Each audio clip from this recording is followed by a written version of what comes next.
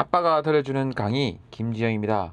오늘은 꼭 알아야 하지만 강의가 거의 없는 샘플수 계산 어떻게 그리고 왜 라는 주제의 강의를 알려드리도록 하겠습니다. 사실 샘플수 계산을 어떻게 하는지에 대한 강의는 가끔 있습니다. 근데 정작 중요한 것은 왜 샘플수 계산을 해야 하는가 라는 데 대한 강의가 별로 없는 것 같아요. 사실 샘플수 계산을 왜 하는지는 근본적인 질문이거든요. 근데 이거는 꼭 알아야 되는 개념이죠. 샘플수 계산이 왜 필요한지, 그리고 어떻게 계산하는지는 되게 쉬워요. 공식이 거의 뭐 단순히 정해져 있고, 이미 제가 여러분께 보급해드린 엑셀 파일들이 있어요. 무료로 더. 뭐 강의 중에도 한 번 더 소개는 하겠지만 그 엑셀 파일에다가 숫자만 집어넣으면 계산이 돼요. 근데 왜 이걸 하는지 모르기 때문에 자꾸 무슨 오해가 생기는 겁니다. 어떻게 하는지 보다 더 중요한 것이 왜 하는가이며, 그 왜 하는지를 알면 여러 가지 질문들이 동시에 해결이 돼요. 강의에 대해서 좀 더 소개할게요. 온오프 믹스에 강의에 대한 자세한 설명이 들어 있습니다. 여기에 신청하기를 클릭하게 되시면 신청 폼으로 들어가고요. 먼저 어떤 내용인지를 알아야겠죠. 예, 강사 소개는 뭐 거의 똑같고요. 제대로 된 탑저널들 논문들은 다 샘플스 계산을 다 하고 있어요. 그래서 그걸 보면서 이게 무슨 말인가 이해하고 싶은 분도 있죠. 그리고 언젠간 자기도 나도 탑전을 한번 내고 싶다, 그런 분들은 당연히 해야겠죠. 그리고 논문을 평가하고 심사하시는 그 심사위원 분들은 당연히 알아야죠. 그래야 이렇게 잘못된 걸 지적하고 요구할 수 있으니까요. 그리고 어떤 분들은 가끔 이제 심사위원이신데도 샘플수 계산을 필요하지도 않은데 샘플수 계산을 자꾸 하라고 하시는 분도 있어요. 그러면 안 되겠죠. 요구할 거 요구해야 되고, 샘플 계산이 필요한 경우도 있고 필요하지 않는 경우도 있어요. 모든 연구가 다 샘플수 계산이 필요한 거 아니에요. 강의 내용 중에 있는데 어떤 경우에 샘플수 계산이 필요한가, 또 어떤 경우에 샘플수 계산이 필요 없는가, 필요 없는 연구도 많거든요. 그런 걸 요구하면 안 되겠죠. 결국 이제 샘플수 계산을 해야 하는 분, 그리고 또 중요한 게 이제 샘플수 계산을 왜 하는지 이게 되게 궁금한 분도 있을 거 아니에요. 하여튼 샘플수 계산을 왜 하는지 궁금한 분, 이걸 강의를 듣고 나면 딱 해결될 거예요. 아, 샘플수 계산이라는 것이 당연히 필요한 거구나. 연구를 하려면 샘플수 계산 안 하고 어떻게 연구를 할 수 있지? 라는 생각이 들 거예요. 시간도 없고 돈도 없고 제한되기 때문에 사실 샘플수 계산을 하는 건데요.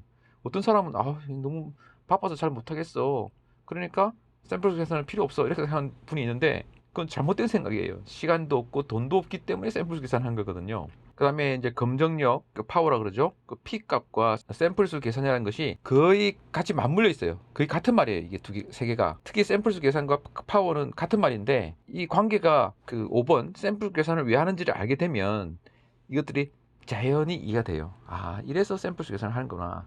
그래서 이걸 샘플수 계산을 다른 말로 파워라고, 파워 계산이라는 말로 쓰는구나, 이걸 이해하게 될 겁니다.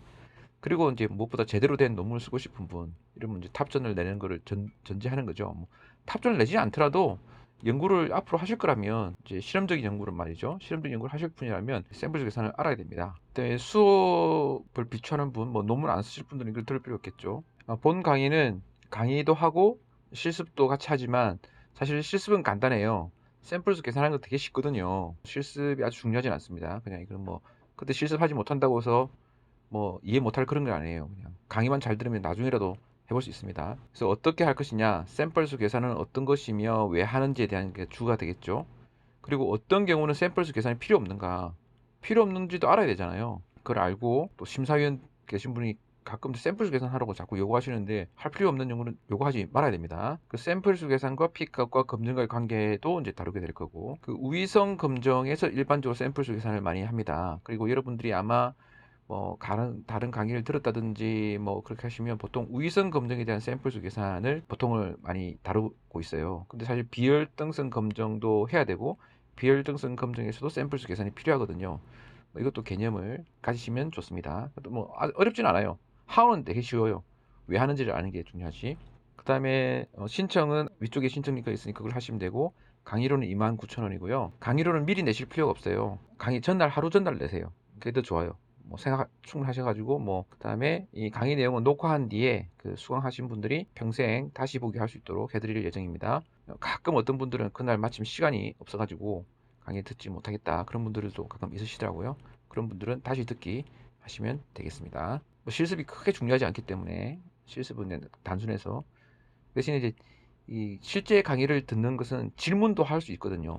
질문을 하는 것이 필요한 분들 있잖아요. 실시간 피드백을 받고 싶은 분, 그런 분들은 강의를 들으시는 게 좋겠죠. 물론 이제 그 뒤에 이제 녹화된 것을 다시 보기 할 때도 문자로 댓글 달아서 이제 질문하실 수가 있습니다. 제가 답을 달아드리겠지만 뭐 실시간으로 강의 중에 질문하고 답 듣는 게 제일 좋겠죠. 강의 신청은 여기를 클릭하시면 강의 신청 페이지로 들어가니까요. 뭐 강의 신청은 어렵지 않습니다. 그리고 이 강의는 평소와 다르게 목요일 합니다. 목요일.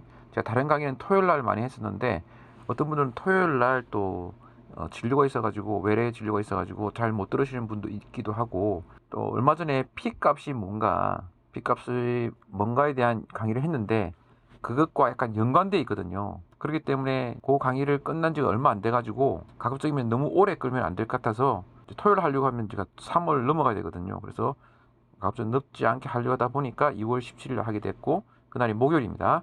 목요일 아침 9시가 아니고 오후 9시에 하는 강의예요. 날짜, 시간 특별히 주의해서 평소와는 다르기 때문에 잘 기억해 주세요.